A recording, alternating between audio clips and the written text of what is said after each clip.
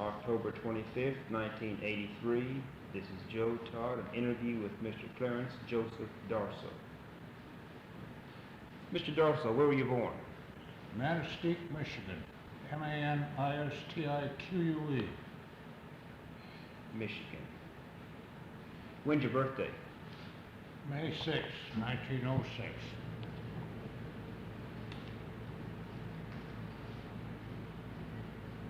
Who is your father? What? Who is your father? Who? Yes, sir. Emil F. Darsow. E-M-I-L. Where was he from? Watertown, Wisconsin. And who is your mother? Margaret Rennick, R-E-N-K. And where is she from? Berlin, Wisconsin, B-R-I-L-L-I-O-N. What kind of work your father do? He's a railroad man for part of his life. And he was later traffic manager of Continental Motors Corporation in Muskegon, Michigan.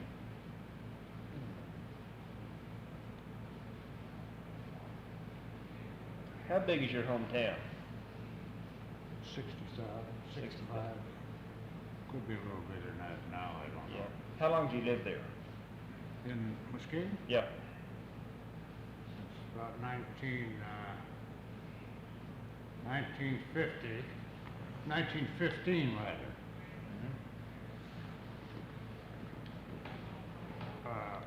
The town I was born in, we lived there till 1909, we moved to Milwaukee. Was there till 1913, we moved to Muskegon and lived there ever since. That was my hometown ever since. Okay. Do you have any memories of World War I, the Homefront? Yes. In those days, you didn't have any television or radio or anything else, and I sold newspapers. I was very much in knowledge of what was going on during World War I. Was there much work for the war effort? Was there much work for the war effort? You know, the women doing the knitting, wrapping bandages. Oh, I didn't know much about that. Did you do anything for the war No. effort? No. Okay. Tell me about Armistice Day, November 11th. We got out of school. I remember it very well. Went on, the city fire department was half a block from school where I was attending. We went down there and rang the fire bell. It was on a rope outside the building. Celebration last all day? Celebration last all day? Yeah. All night too, I think. Besides ringing the fire bell, what else do you remember about? I don't remember anything else. So when did you come to Oklahoma? 1934, first. How come you I was only here in Oklahoma. I was at Chandler, Oklahoma, for about 3 or 4 months, and I moved to Kansas. And then from Kansas, I moved to Louisiana, and moved back to Oklahoma in 1936, in July of 1936, to Tulsa. How come you came to Oklahoma in 1934? I went to work for Dixie Oil Company Incorporated in Muskegon, Michigan, in 1929. They transferred me to Oklahoma in 1934. How did the Depression affect you in those times? 29, 30, 31? Very good. I had a steady job all during the Depression, and I was making $150 a month. which was good pay in those days. What were your duties during those days? What kind of work did you do for the oil company? I was a pipeline clerk. A what? Pipeline clerk. Pipeline clerk. What does a pipeline clerk do? Figures run tickets. Figures tanker loads of crude oil being shipped. And we had 2 or 3 reports to prepare. And I you can't think of anything else. What was your first impression of Chandler? Huh. Well,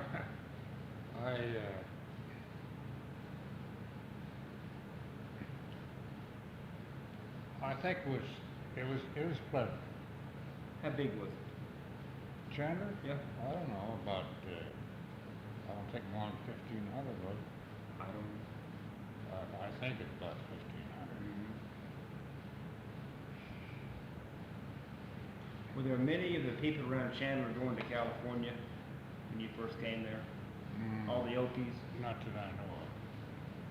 Probably most of them already left. I by was then. only in Chandler, as I say, 3 or 4 months, long enough to set up. I set up a area office for the oil company, for Dixie Oil Company Incorporated at that time. No, 1934. Wait a minute, it was Chandler Oil and Gas Company at that time. The name was changed in 1932 when they moved the headquarters from Shreveport, Louisiana to Tulsa. That's when they changed the name. And you moved to Tulsa in 1936. Yeah, from Louisiana. Yeah. What do you think of Tulsa in 36? Tulsa, Yeah. I think it's pretty astounding in Oklahoma. I still do. I liked it very much. Lived there 10 years. I was married there too. Can you describe what Tulsa looked like in 36? Well, I thought it was a modern looking town. It was newer than I had been used to seeing. Cities like Chicago and my hometown that dated back into the 1860s. Tulsa was modern to me. Very modern town. Because it was new. I've heard about the big floods in the Arkansas River there in Tulsa. I've heard about the big floods on the Arkansas River. Oh, yeah, I've heard about it. Did it ever flood while you were there? Yeah. How bad were they? Not too bad.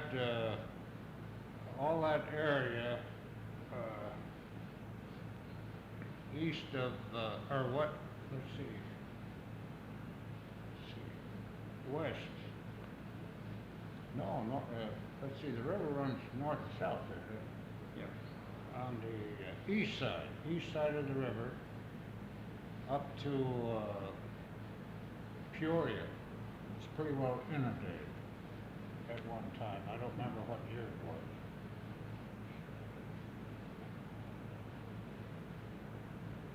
Now, when you came to Tulsa in 1936, were you still a pipeline clerk? Oh no, I was a senior clerk in the office in Tulsa. I had been a field clerk in charge of a field office for about 2 or 3 years before that. You know, what did you do in the field office? Ran the office. Just ran the office. How many people did you have working for you? Oh, 2 or 3. And what was the main purpose of the field office? To coordinate the field work in a certain area and furnish all the reports necessary to be forwarded to the general office, or the division office rather. And how big of an area would one field office cover? one field office, oh, sometimes it'd be several counties. They're all different sizes. And this is with Standard Like, Oil? hmm? Was this with Standard Oil? Yeah. There was, the company I went to work for was the Dixie Oil Company Incorporated, was the first producing company owned by the Standard Oil Company of Indiana. Prior to that time, they were strictly a refining and sales organization. And Dixie Oil Company was the first producing operations that they had, and it was operated by a subsidiary. I'll recall that down in Pine Island Field in Louisiana, which is right out of Shreveport, where the headquarters were, the lease numbers started with 1. We had 1, 2, 3, 4, 5, 6 up there. Now they're in hundreds of thousands. And the 10 years you were in Tulsa, you were a senior clerk? For a while, then I became assistant division clerk. Now, what were your duties in Tulsa? More? Gosh, I don't know. Approve requisitions and from the field. And we did most of the work that the field could not authorize. They'd have to send it in to division office. I don't know, damage claims and everything else we processed.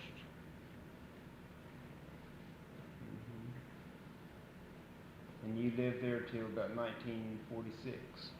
Yeah. Okay. December 7th, 1941. Hmm? December 7th, 1941. The Japanese bombed Pearl Harbor.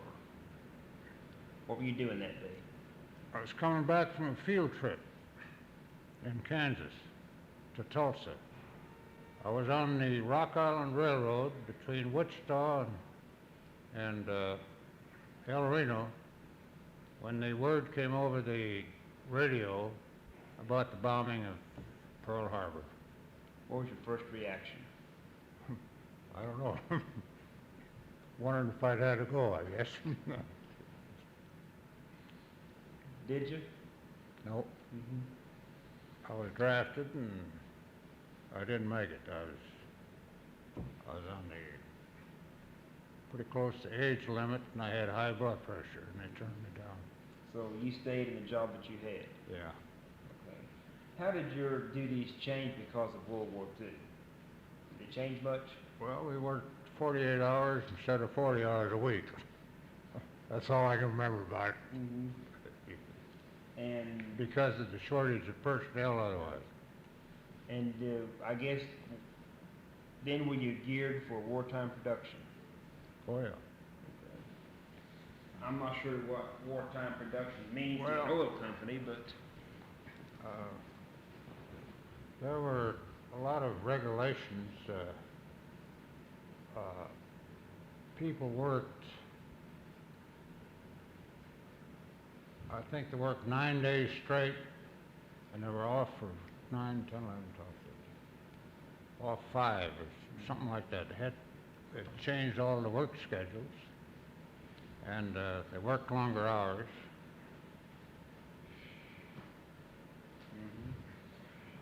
when World War II ended, VE Day, Victory, and no VJ Day, Victory in Japan Day. What was that day like when World War II was over? I don't remember too much about that. I don't think there was as much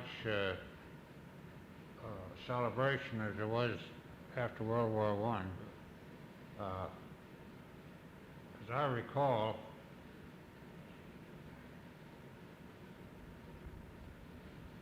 Japanese war, was that over before the European section was No, over? the the German was went first. Yeah. Uh-huh. Well, I'll go back to that. I don't think the Japanese end of it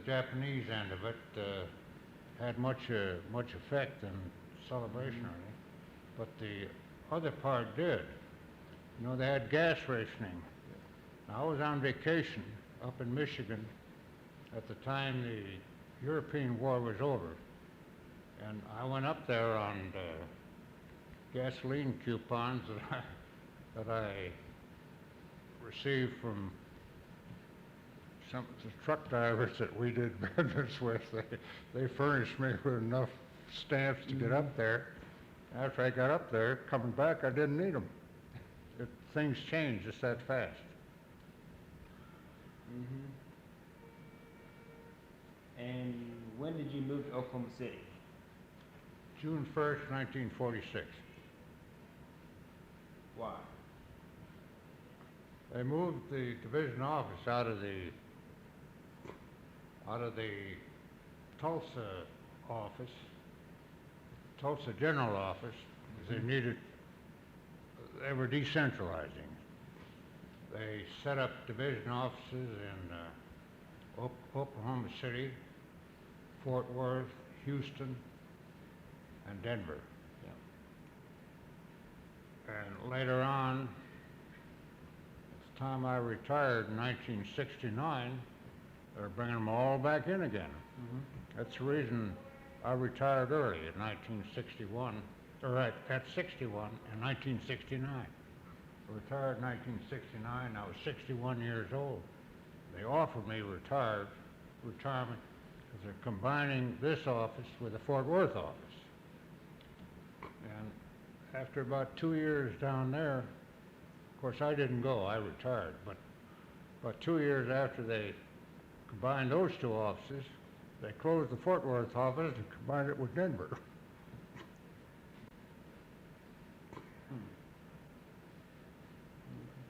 Let me read. So now the only division offices they have is one in Calgary, Canada, one in Denver, one in Houston. That's all they have, is 3 of them. Yeah. This is Standard Oil? Standard Oil Company of Indiana, Yeah. subsidiaries, Right. called Amico Production Company now. Let me regress a little bit. Do you remember the flu epidemic of 1918? The flu epidemic, Oh 1918? yeah, very well, sure. Very You were well. still in Michigan at that time. Oh yeah. How bad was that epidemic? Oh, very bad.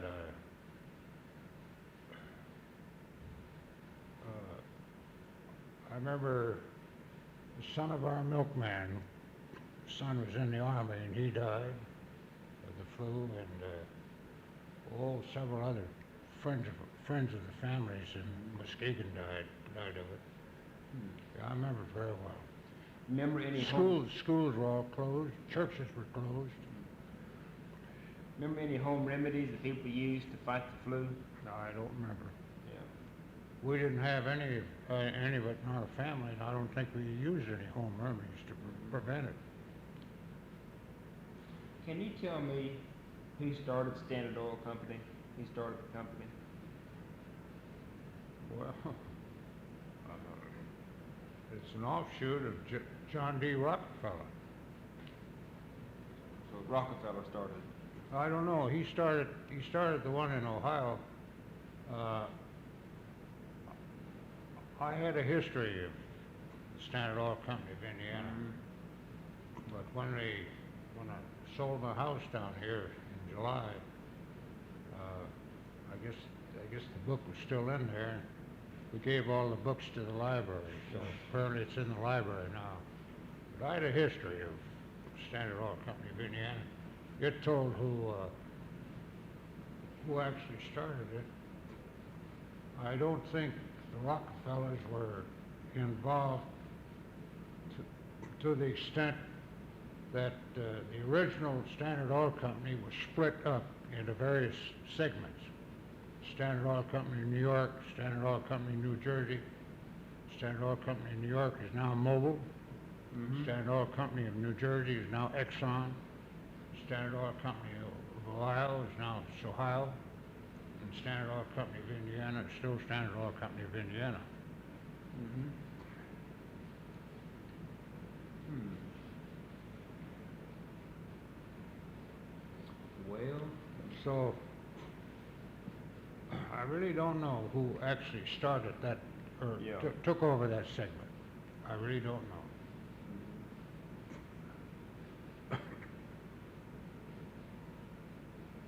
well, I'm trying to think what else I can ask.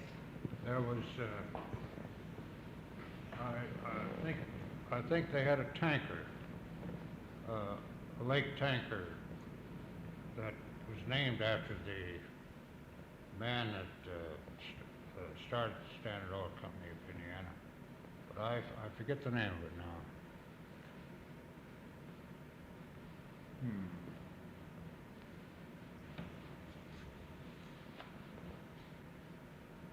What do you like best about your job with the oil company?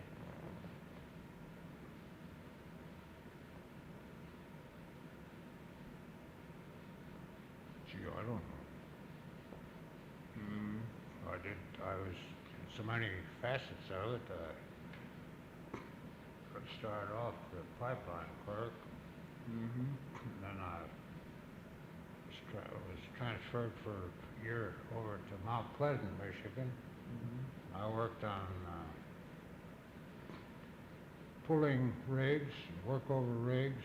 Mm-hmm. I worked in the field over there for about a year, and then I moved back to Muskegon and got back into clerical end. I was never out of it after that. Mm-hmm. And I worked in the gas division of the division, and I also was head of the inventory at one time for a while after the man that was head of it retired. Mm-hmm. Well, And I retired as an executive assistant. yeah.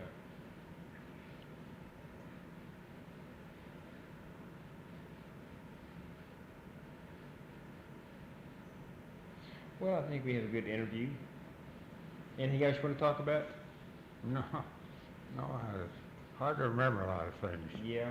It's so darn long ago. Mm-hmm. Well, Mr. Darsow, I want to thank you. You're welcome.